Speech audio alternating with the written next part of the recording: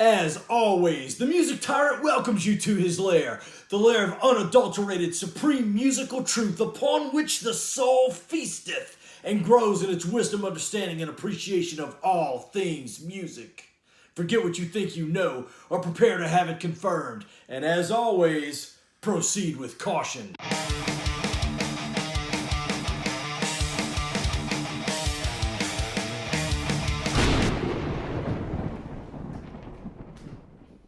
Ladies and gentlemen, boys and girls, our album of the day today that I, the Music Tyrant, will slice and dice with unmatched precision and with an enthusiasm unknown to mankind is none other than 1987's insanely huge Appetite for Destruction by Guns N' Roses. You know, there are a few albums that are going to be more enjoyable to review than this one.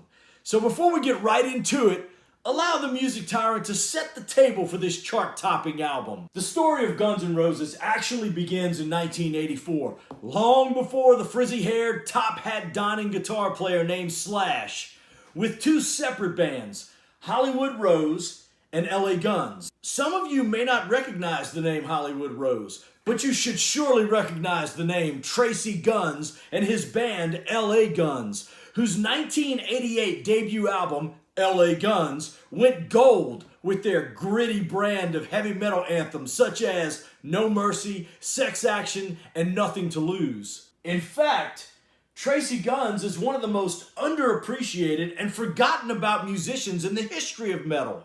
But Tracy Guns and his band LA Guns are not the topic of discourse today. So let's pick back up where we left off.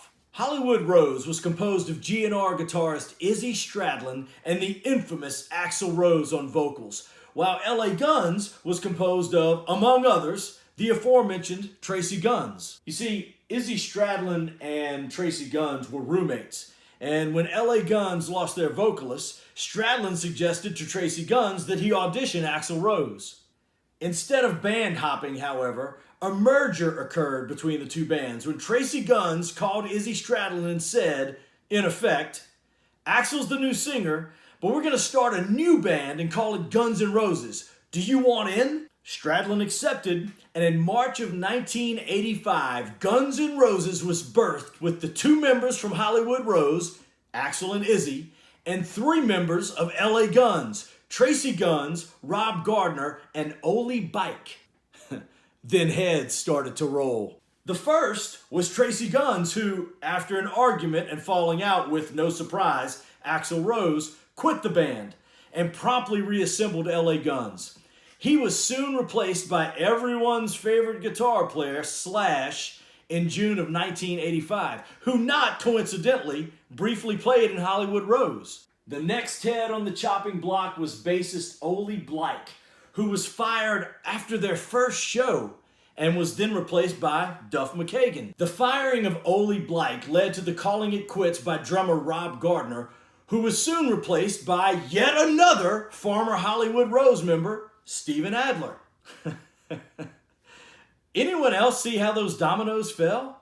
You bring in Axl Rose, and the next thing you know, people are being fired, people are quitting, and this new band, Guns N' Roses, is really just Axl's old band, Hollywood Rose, with a new name. So, 11 months later, in March of 1986, Guns N' Roses was signed to Geffen Records. Then, just 15 months later, on July 21st, 1987, our album of the day, Appetite for Destruction, was released.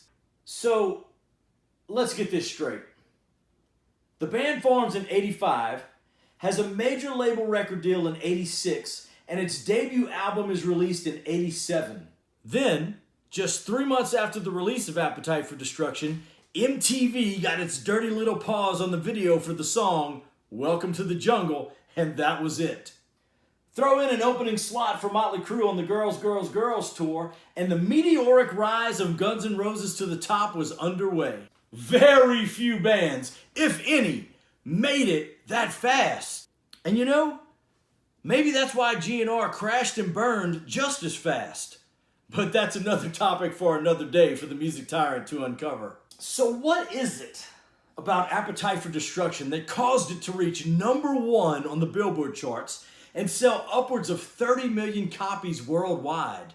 Well, for starters, we have to quickly survey the heavy metal landscape at the time. In many ways, 1987 was a crossroads for fans of hard rock / heavy metal. It was a period of weeding out, if you will, for those who cut their teeth on AC/DC, Def Leppard, Rat, Motley Crue as more of a passing fad, a way to be cool in the early 80s, rather than a true love of heavy music. For those casual metal fans who had become bored with what used to be cool, they now had a new popular fad on which to cling. The newest, hottest band, Guns N' Roses. For the true die-hard lovers of heavy music, it was also a crossroads of sorts. In 1987, an edgier, heavier form of heavy metal, thrash metal, was beginning to come into prominence. There was this unspoken feeling emerging that the Motley Crues and the Rats of the world, the very bands that the diehards cut their metal teeth on, were now somehow not real metal, but Metallica and Anthrax were. That this heavier, fat-trimmed subgenre of thrash metal was the graduate-level course of study for the true metalheads who had graduated from the previously mentioned bands. Well, Guns N' Roses, with this Appetite for Destruction animal, couldn't be put categorically into either fold, the now so-called glam or hair metal or thrash metal. But GNR had all the best elements of each. The flashy, rock star show and attitude of glam metal, but also all of the gritty, heavy, blue-collar, seemingly authentic sensibilities of thrash metal. Suddenly, those who were beginning to feel like they had outgrown heavy music and were ready to move on to the next cool thing, and those who felt like they had graduated from what even got them into heavy music in the first place, these two groups of people had a common meeting place in which to reside now. And here's the deal. Appetite for Destruction is that good. You see, it transcends what's cool because it is cool. It exists outside the realm of music that makes one fit in because it doesn't fit into any certain category or genre that we can come up with, which is why you automatically fit in if you were proclaiming to be a GNR fan. The album, no doubt kick-started by the Welcome to the Jungle video, was thrust upon an unsuspecting music world so fast that the powers that be didn't have time enough to declare what the music sheep should think about it. As a result, there was a beautiful, rare, organic moment in musicdom when the masses were caught with their guard down and had no choice but to fall in love with Appetite for Destruction. Because, again, it's that good. It's a nasty, heavy, in-your-face, attitude-driven, testosterone-drenched offering of musical excellence. It comes off as the truly great albums do, as being an offering of musical excellence without even trying. You got the feeling that Guns N' Roses were saying, and we didn't even try to make this masterpiece. This is just what comes out of us by nature. If the opening track, Welcome to the Jungle, doesn't violently grip you enough with all that heaviness and badassery attitude, disguised in a delightfully approachable and catchy riff, then the second song, It's So Easy, leaves no doubt with a devastating punch to the throat from which you don't recover until the album ends with the 6-minute and 13-second, what might be the best song on the album, Rocket Queen. What's even more alarming is the differing vocal presentations delivered by Axl throughout this album. You think you know Axl Rose after you hear Welcome to the Jungle, only to find out that you haven't the slightest idea who he is when you hear I See Your Sister in a Sunday Dress on It's So Easy. Never before had a vocalist changed his style, demeanor, and presentation throughout a single album, and even throughout single songs like Axl Rose did on Appetite for Destruction. The next 3 tracks, Night Train, Out to Get Me, and Mr. Brownstone, just increase in their filthiness, heaviness, and all-out sonic attack on the listener. Whereas Welcome to the Jungle at least half-heartedly tried to disguise the addicting filthiness, heaviness, and downright aggression, these three songs drop the act completely and let you see who GNR really was. A mean, gritty heavy metal band that could be just as comfortable sharing the stage with Motley Crue as they could be sharing the stage with a 1987 Metallica. Side 1 of the album ends by trying to convince you, at least for the first minute and 19 seconds of Paradise City, that you can let your guard down, that GNR isn't really that full of complete badassery, but by then, you've wised up to the contrary.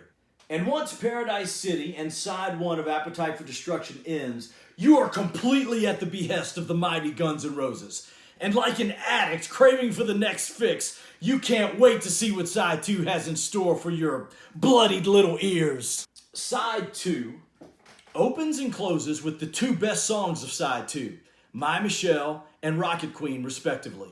Unless, of course, you include the mega hit Sweet Child of Mine in your list of the best songs on Side 2, which is the one and only song that gives momentary reprieve from the pummeling. An extremely strong case could be made that Appetite for Destruction was the best metal album of 1987. And the year 1987 was right smack dab in the middle of some of the most incredible metal music. Do not doubt the music tyrant when he tells you that Appetite for Destruction is an absolute masterpiece of an album. From here, though, we must quickly address three important points. Please remember where you are. You are in the lair of unadulterated, supreme musical truth upon which the soul feasteth and grows in its wisdom, understanding, and appreciation of all things music.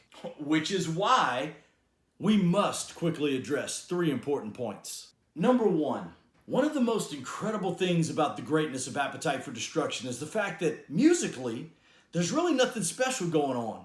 You really only have a couple of simple blues riffs and blues scales happening on this record, supported rhythmically by simple bass notes and basic drumming. With the exception of SRV, Joe Bonamassa, and maybe even Kenny Wayne Shepherd, blues is really at the bottom of the musical totem pole in terms of musical proficiency.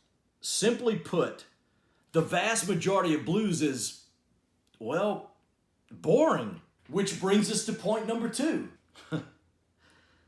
There are few guitarists in the world of metal that are more overrated than Slash, except maybe for Vivian Campbell. Understand, the word overrated does not mean not good.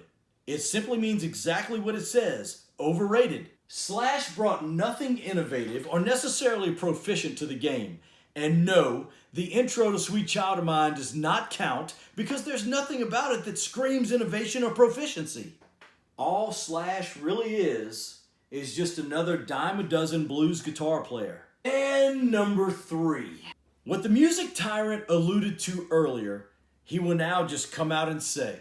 Guns N' Roses is simply just Hollywood Rose with a different name.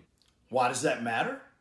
The same band with just a new name wouldn't matter if it weren't for the person who thinks he is the band, Axl Rose. Axl ran off Tracy Guns, who is a much better guitar player than Slash. He fired Ole Bike.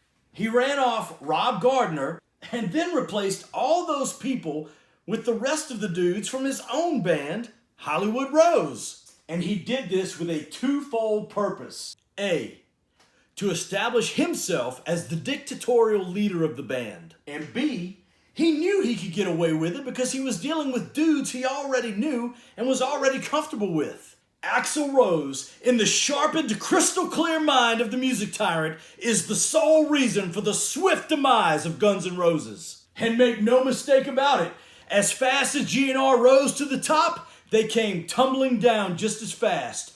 With Axl calling the creative shots, they never came anywhere close to capturing what they did on Appetite for Destruction. Now, even taking into consideration the three important points just mentioned, they in no way take anything away from the absolute masterpiece that is Appetite for Destruction.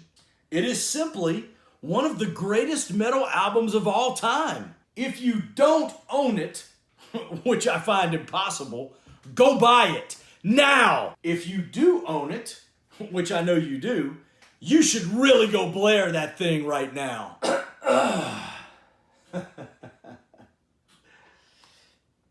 And there you have it, ladies and gents, our album of the day, The Great Appetite for Destruction by Guns N' Roses.